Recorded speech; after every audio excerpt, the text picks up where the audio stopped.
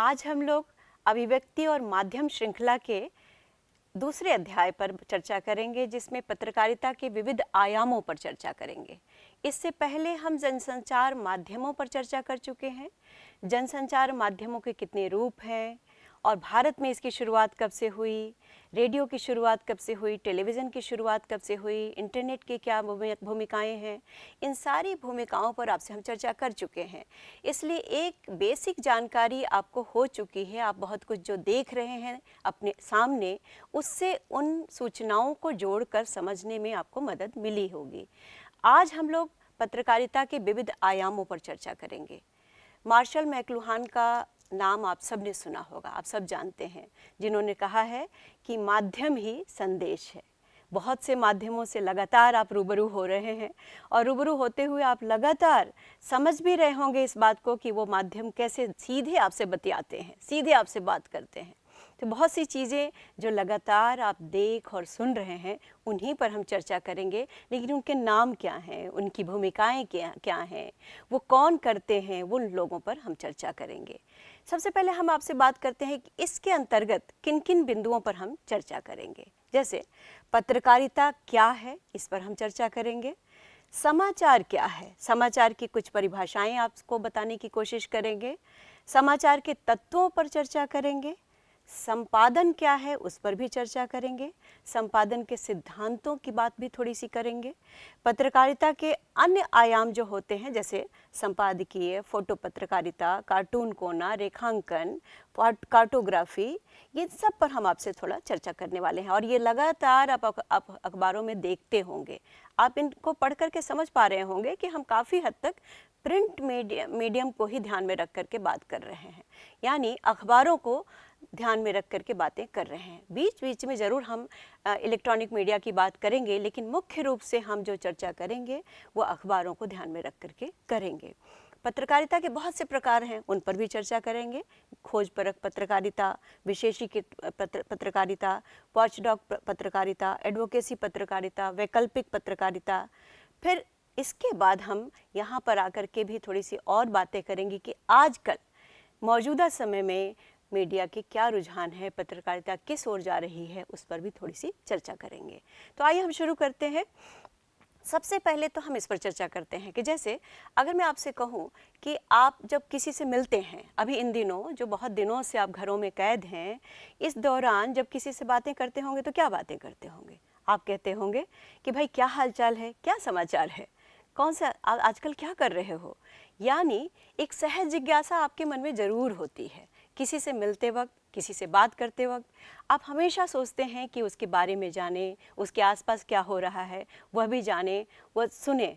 आपको ध्यान होगा कि आपकी दादी, आपकी माँ और आपके पिता कई बार चिट्ठियाँ, आज के ज़माने में लोग चिट्ठियाँ उस तरह से नहीं लिख रहे हैं, लेकिन किसी ज़माने में चिट्ठियाँ लिखते थे तो लिखते थे लोग, और लिखते समय लिखते थे, पहला ही वाक्य होता था कि वहाँ यहाँ का समाचार ठीक है, आपका समाचार कैसा है। यानी हम जब दो लोगों के बीच बात करते हैं तो उसे भी समाचार कहते हैं। लेकिन अब जानने की ये ज़रूरत है कि केवल समाचार क्या उसको हम मानेंगे, क्या समाचार की दुनिया में, क्या पत्रकारिता की दुनिया में उसे समाचार माना जाता है, और नहीं माना जाता है तो क्यों नहीं माना जाता है। इन बातों पर भी हम लोग चर्चा करेंगे। तो सबसे पहले एक नज़र डाल लेते हैं कि पत्रकारिता का संबंध, अगर ध्यान से देखें तो पत्रकारिता का संबंध सूचनाओं को संकलित और संपादित करके आम पाठकों तक पहुंचाना है। लेकिन हर सूचना समाचार नहीं है। पत्रकार कुछ ही घटनाओं, समस्याओं और विचारों को समाचार के रूप में प्रस्तुत करते हैं। किसी घटना के समाचार बनने के लिए क्या क्या ज़रूरी है? उसमें नवीनता ज़रूरी है, उसमें जनता की रुचि ज़रूरी है, निकटता ज़रूरी है, जनता उससे जुड़ी हुई हो, प्रभाव जनता पर उसका क्या पड़ने वाला है यह भी ज़रूरी है। इन तत्वों का होना बेहद ज़रूरी है। इसके साथ ही हम जान लेते हैं कि जो और बातें हम करने वाले हैं, समाचार के संपादन में किन चीज़ों की ज़रूरत होती है? तथ्यपरकता, यानी तथ्यों की सच्चाई का होना, तथ्यों के ठीक ठीक होना बहुत ज़रूरी है। वस्तुपरकता भी बहुत ज़रूरी है, क्योंकि हम किसी समाचार से एकदम से जुड़ जाते हैं, तो उससे ऑब्जेक्टिविटी हमारी होना, वस्तुपरकता होना बहुत ज़रूरी है। निष्पक्षता होना भी बहुत ज़रूरी है, संतुलन होना भी बहुत ज़रूरी है। इन सारे सिद्धांतों को हमें ध्यान में रखना चाहिए। अपनी विश्वसनीयता अगर अर्जित करनी है किसी भी क्षेत्र में, पत्रकारिता के क्षेत्र में, तो ये बहुत ज़रूरी है। यही कारण है कि बहुत से अखबार अपनी विश्वसनीयता खो देते हैं।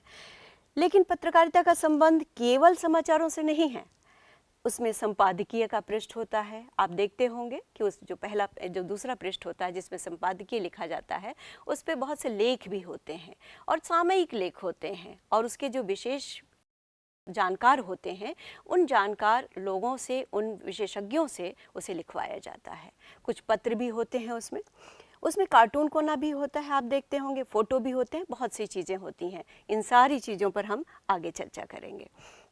चलिए हम जानते हैं कि पहले तो कि पत्रकारिता है क्या। सूचनाओं को तय करना हमारी में सहायता करती है पत्रकारिता। यानी सूचनाएं तो हमारे पास बहुत सी है, लेकिन हम जो उनको तय करें, कैसे उसको लगाएं, कैसे लिखें, कैसे संपादित करें, इनमें पत्रकारिता हमारी सहायता करती है। थोड़ी सी हम चर्चा करते हैं कि समाचार क्या है। समाचार एक्चुअली अगर हम देखें, कहा जाता है 3-4 बातें बड़ी महत्वपूर्ण है, 3-4 बातों पर हम आपसे बात कर लेते हैं। प्रेरक और उत्तेजित कर देने वाली हर सूचना समाचार है। समय पर दी जाने वाली हर सूचना समाचार का रूप धारण कर लेती है।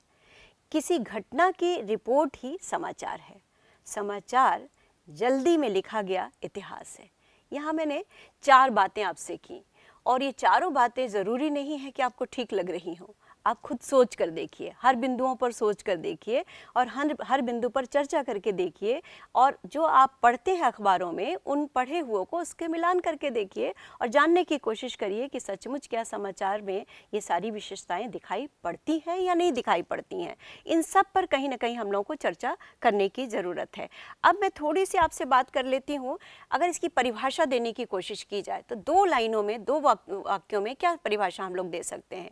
समाचार किसी भी ऐसी ताज़ा घटना, विचार या समस्या की रिपोर्ट है जिसमें अधिक से अधिक लोगों की रुचि हो और जिसका अधिक से अधिक लोगों पर प्रभाव पड़ रहा हो। मैंने पहले ही आपसे बात की थी कि जब आप किसी से मिलते हैं तो आप पूछते हैं कि आपका समाचार क्या है, आपका हालचाल क्या है।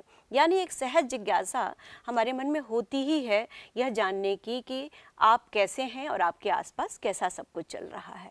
इस सहज जिज्ञासा ने ही शुरुआत की पत्रकारिता की, क्योंकि हम जानना चाहते हैं कि हमारे आसपास, हमारे समाज में क्या कुछ हो रहा है, और फिर हमारी दायरा बढ़ता चला जाता है। केवल आसपास तक नहीं, बल्कि हम दूर दूर तक भी जानना चाहते हैं, जिसमें हमारी रुचि होती है, जिससे कहीं ना कहीं हम प्रभावित हो रहे हों, जिससे कहीं ना कहीं हमारा देश प्रभावित हो रहा हो। ऐसी चीज़ों को, ऐसी बातों को, ऐसी खबरों को जानना हमारा उद्देश्य हो जाता है। अब सवाल ये है कि चूँकि हम जब बात करते हैं कि समाचार क्या है, तो ये सिर्फ इसमें रुचि केवल हमारी होगी, मेरी या किसी आपकी और आपके दोस्त की होगी, लेकिन और किसी की इसमें रुचि नहीं है। जबकि हमने परिभाषा में कहा कि जो बड़े वर्ग तक जाती है, यानी जिसका पाठक वर्ग जिससे प्रभावित हो बहुत दूर तक। तो इसका मतलब ये हुआ कि जो हम बातचीत करते हैं, हम समाचार पूछते हैं, वो समाचार नहीं आएगा पत्रकारिता के समाचार के अंतर्गत। तो ये बहुत ज़रूरी है कि हम उसका दायरा जब बढ़ाते हैं तो उनमें कौन कौन सी विशेषताएँ होती हैं उनको भी जानने की कोशिश करें। अब इसके इन सारी बातचीत से जो इतनी थोड़ी सी भूमिका मैंने आपसे चर्चा की, थोड़ी सी बिंदुओं पर चर्चा की, इससे आप इतना तो जान गए होंगे कि समाचार है क्या। सूचना समाचार नहीं है, यानी हर सूचना समाचार नहीं है। मैं किसी से कोई बात कहने जा रही हूँ तो हर घटना, हर सूचना जो दूँ आपको वो ज़रूरी नहीं है। जैसे मैं आपसे बात कर रही हूँ, एक ख़ास विषय पर आपसे बात कर रही हूँ, यहाँ पर इस विषय से संबंधित सूचनाएं ही आपके लिए मायने रखेंगी। इससे अतिरिक्त सूचनाएं यहाँ बिल्कुल मायने नहीं रखेंगी। इसलिए हर सूचना समाचार नहीं हो सकती है, यानी हर सूचना समाचार माध्यम में प्रकाशित या प्रसारित नहीं की जा सकती है। ऐसा क्यों है? आखिर हर घटना समाचार क्यों नहीं है? वह हर बात समाचार क्यों नहीं है जिसके बारे में हमें पहले से जानकारी नहीं थी? क्या एक दूसरे का हालचाल और खोज खबर लेना समाचार नहीं है? क्या वह सब समाचार नहीं है जिसके बारे में लोग जानना चाहते हैं या जिसके बारे में लोगों को जानना चाहिए? या फिर समाचार वही है जिसे एक पत्रकार समाचार बताता है? समाचार किसी भी ऐसी ताज़ा घटना, विचार या समस्या की रिपोर्ट है जिसमें अधिक से अधिक लोगों की रुचि। अब ये सारी बातें जो हमने आपसे की, इससे आपके मन में ख्याल आ रहा होगा कि आखिर फिर समाचार किसे कहेंगे, क्यों क्यों वह समाचार महत्वपूर्ण होगा, ये सारी बातें हम इसलिए कर रहे हैं कि जब आप कोई खबर पढ़ते हैं, जब कोई आप खबर सुनते हैं, तो आप ज़रूर इन बातों पर ध्यान दीजिएगा और भाषा पर भी ध्यान दीजिएगा। दरअसल हिंदी भाषा का इससे क्या संबंध बनता है, इस पर भी हमें संबंध जोड़ते चले जाना चाहिए। क्यों हमें इस भाषा के लिए किस और कौन कौन सी विशेषताओं को जानने की ज़रूरत। केवल ग्रामर से नहीं काम चलेगा, केवल व्याकरण से काम नहीं चलेगा। समाचार के तत्वों पर हम लोग थोड़ी सी जब बात करने चलें तो इससे पहले जान लें कि समाचार से दरअसल भाषा का क्या संबंध है। आप सब जानते हैं कि भाषा में लिखा जाता है और हिंदी भाषा का भी एक अपना महत्व है, लेकिन हिंदी भाषा की जब विशेषताओं पर हम लोग बात करते हैं तो अक्सर होता क्या है कि हम व्याकरण पर सिर्फ बात करते हैं, लेकिन नहीं, यह जानना बहुत ज़रूरी है कि किन किन क्षेत्रों में वह भाषा प्रयोग की जा रही है। अगर मीडिया के क्षेत्र में वह भाषा प्रयोग की जा रही है तो जाहिर है उसके दायरे में पूरा समाज आएगा, देश आएगा, कई राज्य आएंगे और भी बहुत कुछ आता चला जाएगा। खेल की दुनिया आएगी, फिल्मों की दुनिया आएगी, तो उससे जुड़ी हुई भाषा भी मायने रखेगी। चलिए अब हम शुरू करते हैं ये जानना कि इनके तत्वों को, थोड़ा सा जो हमने अभी चर्चा की थी। अगर हम पहले तत्व पर आ जाते हैं, नवीनता। अब सवाल ये है कि अखबारों के लिए, समाचारों के लिए नवीनता बहुत ज़रूरी चीज़ है। आप सब जानते हैं कि कल का अखबार आज आप नहीं पढ़ते हैं, आज का अखबार ही चाहिए। यानी 24 घंटे के अंदर जो घटनाएं घटी हैं उन्हीं को आप जानना चाहते हैं। अगले दिन वो सारे समाचार बासी हो जाते हैं। नवीनता बहुत ज़रूरी है, लेकिन अभी तो घंटे घंटे की समाचार भी हमारे पास आने लगे हैं।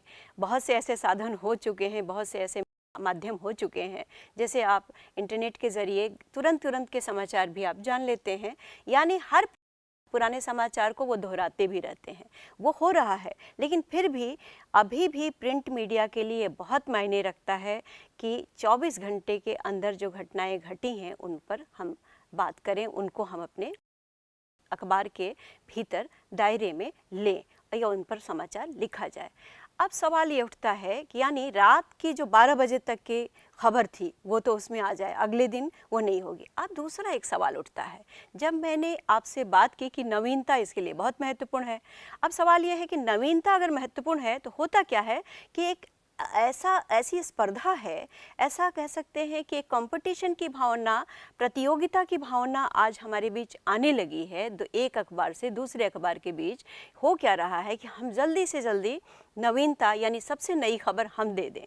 ये जो एक प्रतिस्पर्धा या कह सकते हैं प्रतियोगिता कह सकते हैं, बहुत अच्छी स्पर्धा ये नहीं है, प्रतियोगिता कभी भी बहुत अच्छी नहीं होती है।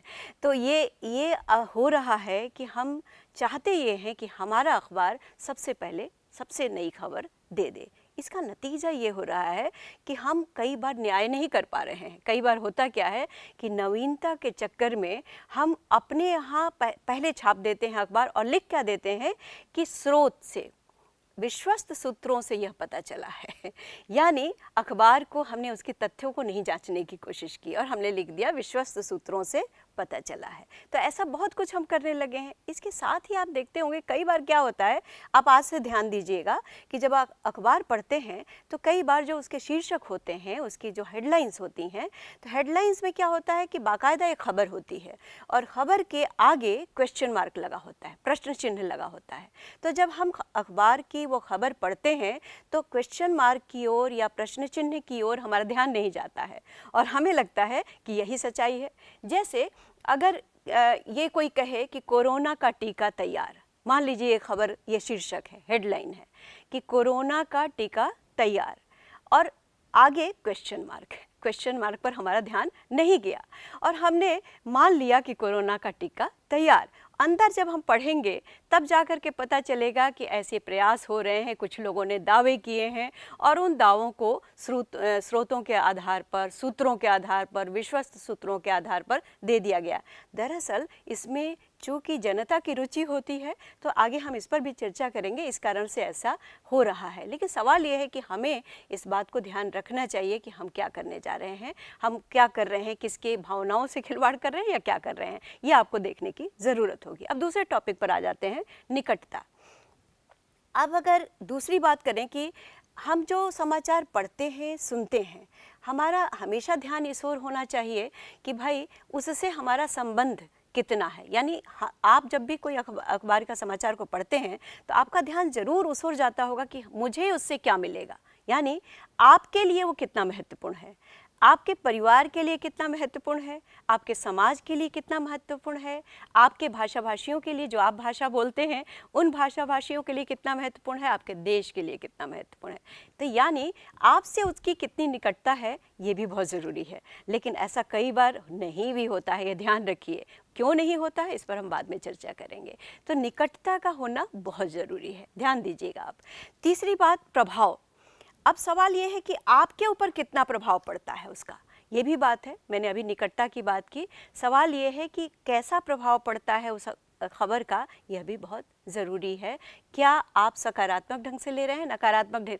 हम जनता की रुचियों को समझने की कोशिश करते हैं, हर अखबार जनता की रुचियों को समझने की कोशिश करता है और उस पर क्या प्रभाव पड़ेगा यह भी देखने की कोशिश करता है जब, और इसलिए कई बार हमारे पास खबरें इस तरह से आती हैं। अब अगर अगली बात कर लें, जनरुचि। जनता की रुचि किन चीज़ों में है ये भी बहुत ज़रूरी है। लेकिन ये ध्यान रखिए कि जनता की रुचि एक जैसी नहीं होती है, हमेशा गतिशील होती है, बदलती रहती है, एक जैसी रुचि कभी भी नहीं दिखाई पड़ेगी। उसका नतीजा ये हो रहा है कि अखबार वालों को, मीडिया को लगातार यह भी कोशिश करनी होती है कि जनता की रुचि के साथ वह भी कहीं न कहीं दौड़ अपनी लगा सके। जनता किस ओर जा रही है। अब सवाल ये उठता है कि क्या ये सिर्फ मीडिया का काम है, या मीडिया का ये काम है कि जनता की रुचि को बनाए। जनता की रुचियों को बनाना भी मीडिया का काम है, जो हम पहले अध्याय में चर्चा कर भी चुके हैं कि जनता की रुचियों को बनाया जाना केवल यह नहीं कि जनता की मांग क्या है, जनता चाहती क्या है, मात्र ये नहीं, बल्कि ये भी बहुत ज़रूरी है कि जनता को हमें किस ओर ले जाना है, हम कौन सी रुचियाँ उनकी बनाएं, किस ओर एक सुसंस्कृत पाठक बनाने के लिए हमें कौन सी खबरों पर हमें गौर करना चाहिए, एक सुदृढ़ समाज, सुदृढ़ देश बनाने के लिए कौन सी खबरों पर हमें जोर देना चाहिए। ये भी मीडिया की भूमिका है, ज़रूरत है। अब सवाल उठता है टकराव या संघर्ष, जिसको हम लोग कहते हैं। आप देखते होंगे ब्रेकिंग न्यूज़, तुरंत एक ऊपर से एक ब्रेकिंग न्यूज़ डाल दिया जाता है, लिख दिया जाता है और उसके बाद लिख दिया जाता है कि यह खबर आप जल्दी से, ये आपके लिए ज़्यादा महत्वपूर्ण। आपका ध्यान कहीं भी हो लेकिन आप उस ब्रेकिंग न्यूज़ पर आ जाते हैं। विपक्षी दल ने कहा, या ये भी कहा जाए कि ईवीएम की चोरी हुई, ये खबर अगर लगा दिया जाए कि चुनाव के दौर में याद करिए कि कई बार ऐसी खबरें आती हैं कि ईवीएम की चोरी हुई, है ना। हमने तुरंत ये ब्रेकिंग न्यूज़ की तरह बाकायदा लगा दिया और तुरंत आपका ध्यान गया और आप उस खबर को ज़रूर पढ़ेंगे शुरू से अंत तक। तो ऐसे शीर्षक लगाना, ऐसी सुर्खियाँ लगाना, हम लोग चर्चा तो करते हैं कि आकर्षक हो, निश्चित रूप से शीर्षक आकर्षक हो, लेकिन ये ध्यान रखिए कि क्या ये सारे जो मानदंड हैं मीडिया के, समाचारों लिखने के, उन मानदंडों पर खरा उतरता है या नहीं, ये कौन देखेगा? ये हम ही तो देखेंगे। तो आप ही तो प्रहरी हैं, आप ही नागरिक हैं, तो आपको यह देखना होगा, हमें यह देखना होगा और जाहिर है हमें इसके लिए पत्र लिखना होगा, इसके लिए सचेत रहना पड़ेगा, इसके लिए लेख लिखना होगा। कौन सी बातें हो रही हैं, कौन सी सही हो रही हैं, कौन सी ठीक है, ये हमें देखते रहना पड़ेगा। चलिए अब अगले पर बात कर लेते हैं कि इसके अलावा हमारे अखबार की सुर्खियों में और कौन आता है। महत्वपूर्ण लोग आते हैं, किसी भी क्षेत्र के महत्वपूर्ण लोग, जैसे राजनीतिक क्षेत्र के महत्वपूर्ण लोग हो सकते हैं। गांधी से जुड़ी कोई भी खबर हमारे लिए महत्वपूर्ण होगी, गांधी का जन्मदिन या कोई भी, जैसे मान लीजिए आम्बेडकर, इन सब शहनाई वादक बिस्मिल्लाह खां थे, इन सब लोगों पर आप हमारे लिए बहुत मायने रखते हैं, उनका होना, उनकी खबरों का होना बहुत मायने रखता है। तो और मदर टेरेसा उस ज़माने में थी, या कोई भी समाज सेवा से जुड़ा हुआ कोई व्यक्ति है, आज के समय में समाज सेवा से जुड़ा हुआ जो व्यक्ति है वह हमारे लिए महत्वपूर्ण हो जाएगा। किसी ने एक अनोखा काम किया है वह भी हमारे लिए महत्वपूर्ण हो जाएगा। अब जैसे कल की एक खबर अगर आपको ध्यान हो तो एक खबर थी कि एक महिला जो कई सालों बाद मध्य प्रदेश में मिली, जो कि रहने वाली महाराष्ट्र की थी। तो ये भले ही बहुत महत्वपूर्ण व्यक्ति नहीं हो सकती हैं, लेकिन एक बुजुर्ग महिला जो हमारे देश की है, जिनका जीवन किसी एक दूसरे राज्य में काफ़ी समय तक बीता और दूसरे राज्यों में दूसरे जाति धर्म के लोगों ने उसको संभाला, उनको अपने पास रखा, ये अपने आप में खबर है, ये महत्वपूर्ण खबर है। और इस महत्वपूर्ण खबर को बाकायदा सभी अखबारों ने, सभी चैनलों ने बाकायदा इसको रखा अपना एक मुख्य खबर की तरह। अब एक और महत्वपूर्ण बात है अनोखापन। आप देखते होंगे कि जैसे कहा जाता है ना कि कुत्ते ने आदमी को काटा, ये तो कोई खबर नहीं हुई, लेकिन आदमी ने कुत्ते को काटा, ये खबर हुई। तो एक जो उल्टी बात, कोई अनोखापन हो, ये बहुत महत्वपूर्ण हो जाता है। अब सवाल ये है कि केवल अनोखापन नहीं, यहाँ मैं कई बातों की ओर ध्यान दे रही हूँ। यह ध्यान रखिए कि केवल अनोखापन महत्वपूर्ण नहीं होगा, लेकिन अनोखापन महत्वपूर्ण होता है। अब सवाल ये है कि इस तरह की अगर कोई घटना हमारे आसपास होती है, कोई भी चीज़, तो वो हम लोग रखें। लेकिन अब एक बार ध्यान दीजिएगा, हम अनोखापन की बात कर रहे थे खबरों में, तो बहुत से ऐसे खबर होते हैं जो हमें अनोखे लगते हैं और वो महत्वपूर्ण हो सकते हैं, वो दूर तक लोगों को प्रभावित भी करते हैं। जैसे एक लड़की कई किलोमीटर साइकिल चला करके अपने पिता को ले गई, तो ये हमारे लिए अनोखी बात थी। ये वैसे भी कई तरह से खबर बन सकती है। इसके साथ ही अगर उदाहरण के लिए हम देखें तो कोई हाथी जो सूंड से ब्रश लगा करके, सूंड में अपने ब्रश लगा करके चित्रकारी कर रहा हो, तो हाथी की ये खबर हमारे लिए महत्वपूर्ण होगी और किसी भी जनता की रुचि होगी, अच्छा लगता है। लेकिन ऐसी भी अनोखी खबरें हमारे सामने आती हैं, जैसे कई सिर वाला बच्चा पैदा हुआ। तो कई सिर वाला जब बच्चा पैदा हुआ तो हम उसको भी खबर बना सकते हैं, लेकिन हमारा ध्यान रहना चाहिए इस पर कि उसमें कोई भी अवैज्ञानिक तत्व न आए, क्योंकि अवैज्ञानिक बातें भी कई बार होती रहती हैं। हमारा ध्यान इस ओर हमेशा जाना चाहिए। चलिए, हम दूसरी बात जो कर रहे थे पाठक वर्ग भी, कि पाठक वर्ग कौन होगा, पाठक वर्ग की रुचियाँ क्या हैं, कौन से लोग होने चाहिए, उन्हीं के आधार पर हमारी खबरें लिखी जाती हैं। जैसे अभी आजकल क्या हो रहा है कि पाठक वर्ग थोड़ा बदला है, तो धीरे धीरे खास तौर से हमारे अखबार वालों की रुचियाँ ये हो गई कि मध्यम वर्ग और उच्च वर्ग। तो मध्यम वर्ग और उच्च वर्ग की जो रुचियां हैं वही पाठक की रुचि बन गई। उन्होंने उसे ही आधार बनाया और उसे ही आधार बनाकर अपनी खबरों को स्थान देना शुरू किया।